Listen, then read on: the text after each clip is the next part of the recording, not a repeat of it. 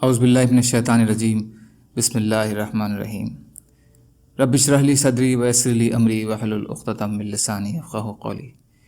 ریاض الصالحین حصہ اول، موت کو یاد کرنے اور خواہشات کم کرنے کا بیان۔ اللہ تعالیٰ فرماتے ہیں، ہر جاندار نے موت کا مزہ چکھنا ہے اور قیامت والے دن تمہیں پورا بدلہ دیا جائے گا۔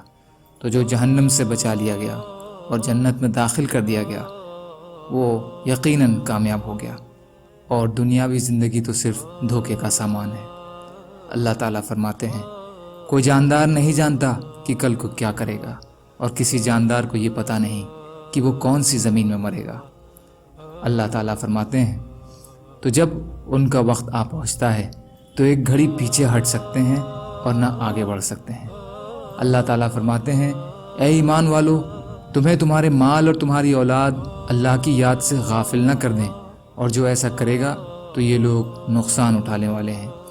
جو ہم نے تمہیں دیا ہے اس میں سے خرچ کرو، اس سے پہلے کہ تم میں سے کسی کو موت آئے اور وہ کہے، اے رب، تو نے مجھے تھوڑے دنوں کی مہلت کیوں نہ دی کہ میں صدقہ کر لیتا اور نیک لوگوں میں سے ہو جاتا۔ اور جب کسی کا وقت آ جائے تو اللہ تعالیٰ مہلت نہیں دیتے، اور اللہ تعالیٰ تمہارے کاموں سے باخبر ہیں۔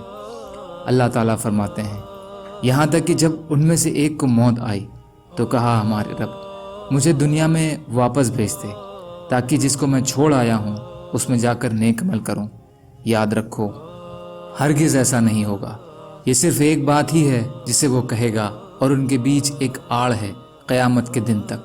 تو جب سور میں پھونکا جائے گا تو اس دن ان کے بیچ کوئی رشتہ داری نہیں رہے گی، اور نہ وہ ایک دوسرے کو پوچھیں گے۔ تو جس کا پلہ بھاری ہو گیا وہی لوگ کامیاب ہوں گے، اور جس کا پلہ ہلکا ہو گیا تو یہی لوگ ہیں جنہوں نے اپنی جانوں کو خسارے میں ڈالا، اور یہ جہنم میں ہمیشہ رہیں گے، اور چہروں کو آگ جھلساتی ہوگی، اور ان میں سے تیوری چڑھائی ہوں گے۔ ان میں سے کہا جائے گا، کیا تم پر میری آیتیں پڑھی نہیں جاتی تھیں تو تم انہیں جھٹلاتے تھے؟ وہ کہیں گے، ہم پر ہماری بدبختی غالب آ گئی اور ہم گمراہ لوگ تھے۔ اے ہمارے رب، ہمیں اس جہنم سے نکال لیں، پھر اگر ہم دوبارہ آپ کی نافرمانی کریں تو یقیناً ہم ظالم ہیں۔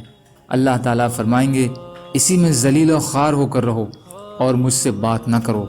آگے آیات اللہ کے اس فرمان تک، تم زمین میں کتنے دن رہے؟ وہ کہیں گے، ایک دن یا کچھ اور حصہ۔ تو گنتی کرنے والا فرشتوں سے پوچھ لے۔ اللہ فرمائیں گے، تم سچ میں تھوڑا ہی رہے۔ اگر تم جانتے ہوتے، کیا تم نے یہ گمان کیا تھا کہ ہم نے تمہیں بے مقصد بیکار پیدا کیا، اور یہ کہ تم ہماری طرف نہیں لوٹائے جاؤ گے؟ اور اللہ تعالیٰ فرماتے ہیں، کیا ایمان والوں کے لیے وقت نہیں آیا کہ ان کے دل اللہ کی یاد میں جھک جائیں، اور اس کے لیے جو اللہ نے حق نازل فرمایا، اور ان لوگوں کی طرح نہ ہو جائیں جنہیں پہلے کتاب دی گئی؟ تو ان پر زمانہ دراز ہو گیا تو ان کے دل سخت ہو گئے، اور اکثر ان میں سے نافرمانی ہے۔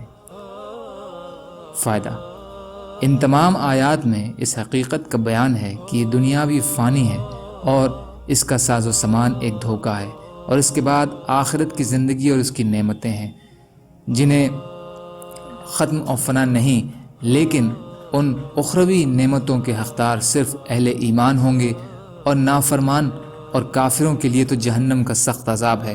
جب تک انسان زندہ رہتا ہے اس کی آنکھوں پر غفلت کا پردہ پڑا رہتا ہے، اور وہ اس طرف دھیان نہیں دیتا، لیکن مرنے کے بعد وہ دوبارہ دنیا میں آنے کی خواہش کرے گا تو کسی طرح ممکن نہیں۔